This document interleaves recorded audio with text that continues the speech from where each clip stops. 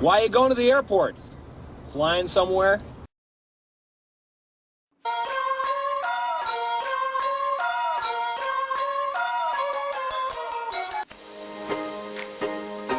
Welcome to Pimpy's Investment Chat, where we keep investment talk simple. And here's your host, Pimpy. What's going on out there, peeps? All right, so all kinds of changes happening over in Iraq. People have been bombarding me with questions.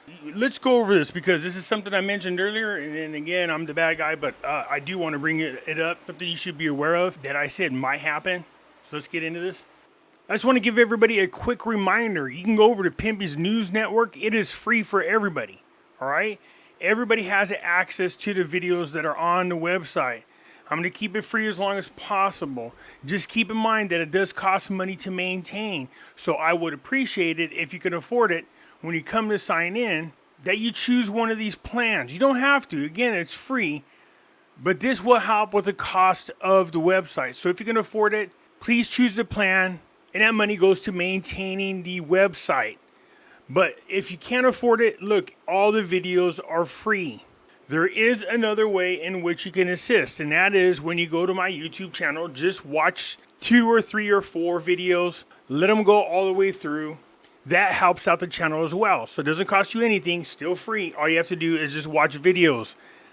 This website, Pimpy's News Network, it is free to you as well, but if you can select a plan and you feel like donating, every little bit helps with maintaining the website. I appreciate it. Before we get started, do me a favor, hit the thumbs up button.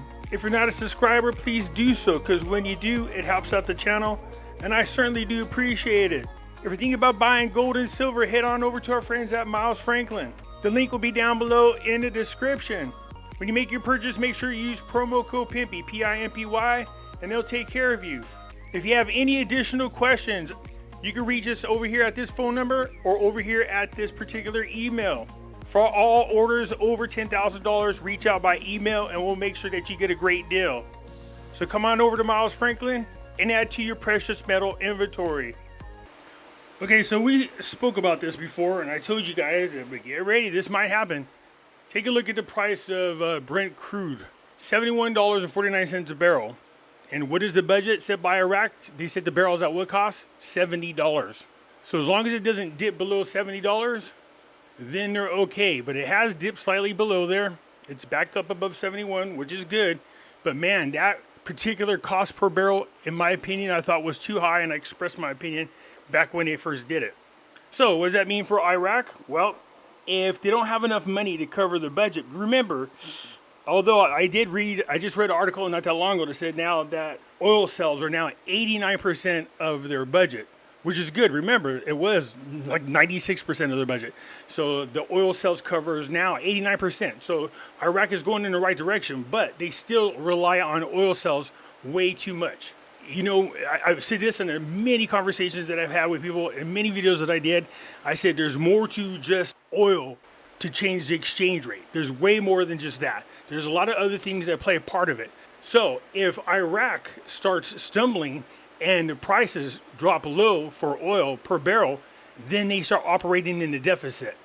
If it keeps dropping and it gets too low, then they're not going to have no choice but to, yep, I'm going to say it, just like I warned you, devalue the Iraqi dinar. And I know you guys are like, no way, man. Doesn't it make sense for them to increase the amount? Nope. Because in 2020, if you remember, oil prices got so low that they almost ended up crashing their entire economy. So they had to devalue the Iraqi dinar so they could pay their bills. So why would they go in another direction? That doesn't make no sense. Like in 2020, if the oil prices get too low, then you're going to see them devalue the currency. I told you guys a few months ago, if you remember, I showed you an article. They were already talking about devaluing the Iraqi dinar back then. Now, nobody said they're doing it. I'm just saying we really got to pay attention to the price of oil per barrel, because if it gets too low, they don't need to tell us what's going to happen. You should already be aware that's what they're going to do. They can't afford to get blown off track. It's one thing if you have a deficit, but it's another to really crash your economy. Today, $71.49, good. It's above $70, and it needs to stay there. The budget was for 3 years, if you remember. So yeah, they're going into the stretch here, the last 90 days of the year. barring any issues that happen in the United States during the election that causes the whole world's economies to freak out and everything just goes to hell in a handbasket. So let's just focus on the dinar, pretend like everything is peaches and cream during our election. We need to make sure that the oil, well, not that we can control it, we got to hope that the oil doesn't drop below $70 a barrel. And the fact that they reduce production of oil, while usually what happens is when you reduce the production, well then, things supply and demand, then the price of the oil can go up. But before it even moves on the market, you're taking a lot of money out of your pocket. So just think about all the sales they could have had on the oil that they reduced themselves by. I think in the article it said that's 9 trillion Iraqi dinars, which is a lot of money. So I'm not saying they're going to devalue the currency right now. What I am saying is if they stay below 70 and for a long term, well, not a long term, medium term, you can see them devalue the currency.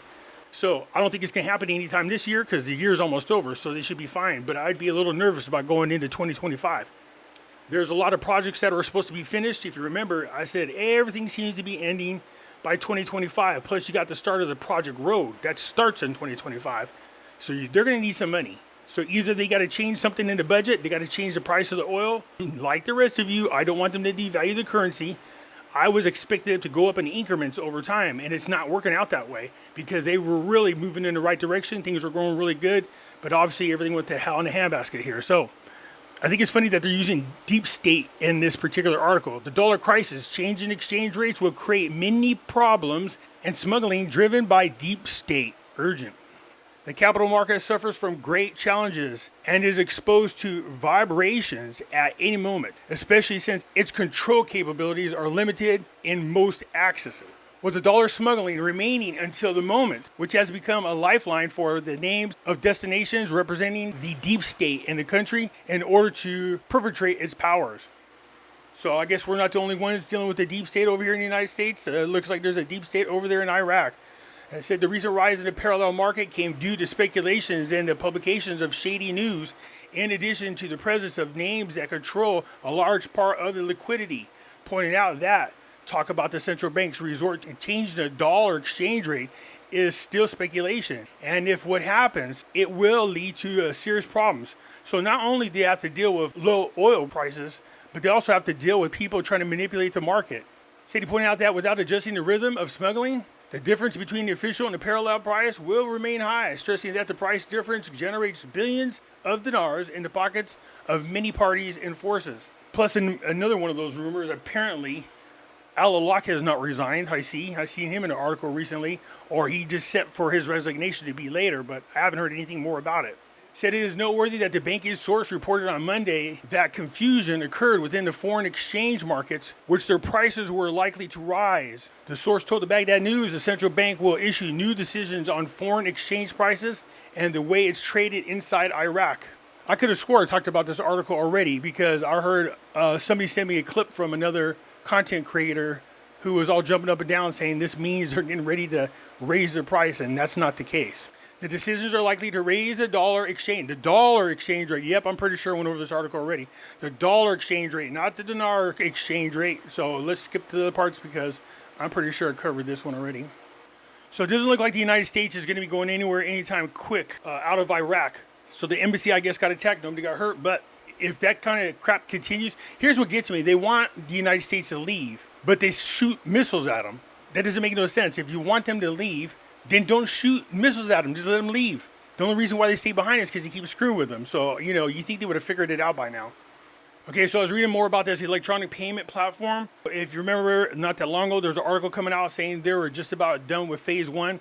What you find out is that the software is like a test software, and they monitor it real closely.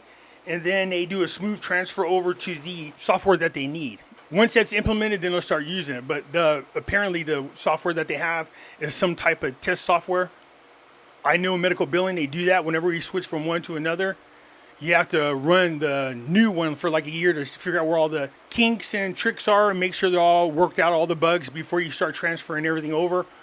So there's a good friend, Al-Awlaki. He's taking pictures with people, so obviously he has not gone anywhere yet. So Iraq buys about 52 tons of gold in 3 years. Yeah, I've noticed that. As I read through the articles, they buy more and they buy more. That's good for Iraq. But this should let you know that there's definitely something going on with the central banks everywhere, because they continue to buy gold at record pace.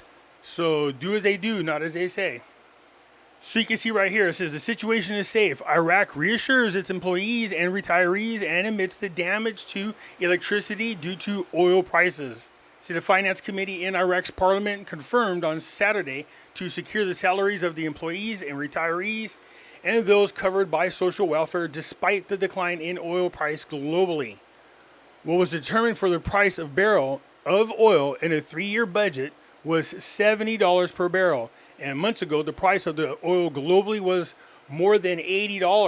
Sheesh, I remember it was close to 100. Man, it really dropped.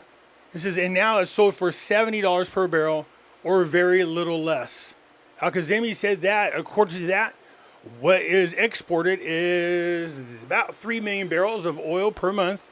It's got to be more than that. It looks more like 3 billion barrels is what it is. But anyways, however many barrels of oil per month. And for this, oil revenues are calculated by 120 trillion for the year. See, that's a whole lot. And the figure will be achieved through current exports in addition to non-oil revenues, which were estimated at 27 trillion. And we expect that revenues will be for the year 2024 145 trillion. Now, if I remember correctly, they had it calculated at 177. So if it's at 145, good. They're definitely under budget. To which employee salaries will be provided with more than 4 million employees, 3 million retirees, in addition to 3 million families covered by social welfare. And he added the total need reaches about 85 trillion.